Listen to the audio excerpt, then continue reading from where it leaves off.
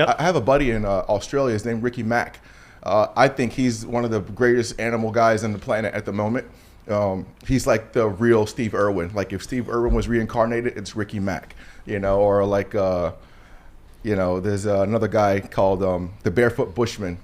He's an old school guy from Australia as well. But Ricky, he's like an encyclopedia for venomous snakes.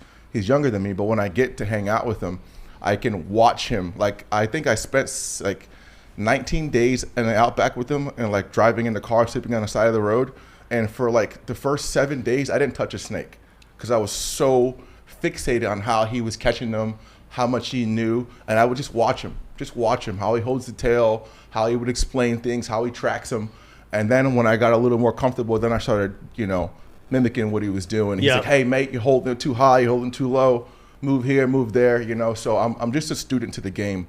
And I'm always willing to learn from any and everybody. I have lots of teachers, like I said, older and younger. I have teachers that are 80 years old that wrote the book on orangutans from Nat Geo went to school with Jane Goodall and Diane Fossey. That's crazy. That's and then so I have cool. guys that are 6 years younger than me that are teaching me about different snake fangs and different venoms and stuff. I think that's so cool. Yeah. So I've always been interested. Like, do you just know all this? Like, how many books you reading? Like, I was like, I follow him on study Instagram. often. He knows everything. Yeah, Like, seems you like would he knows think from his everything. Instagram he knows everything. Yeah, it's just a lot of time in the field too. Like experience. A lot of in-field experience is what I like to do.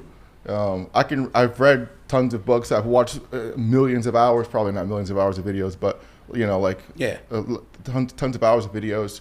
I've worked in zoological facilities. I've worked at professional zoos, private collections, visited different places. I keep 200 animals myself.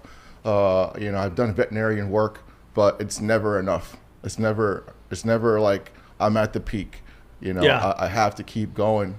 Like I'll do this till the day I die. I could be rad. 99 years old. If I could still walk, talk, breathe, move around, I'll be learning from someone that's probably 17. So it's cool, man. Did you talk about the outback? I don't think a lot of people have an understanding of how Australia works with the outback and then the coast. And you've been down there for a lot of trips, right? For moto, and we have a lot of friends who are from Australia. But can you kind of walk through the audience how the outback works and the dangers of the animals and how Australia is kind of positioned with people, the open space, the animals? Because I don't feel like people truly have an understanding of how wild Australia is. Bro, Australia is wicked. It's gnarly. A story about that guy riding that crocodile's back.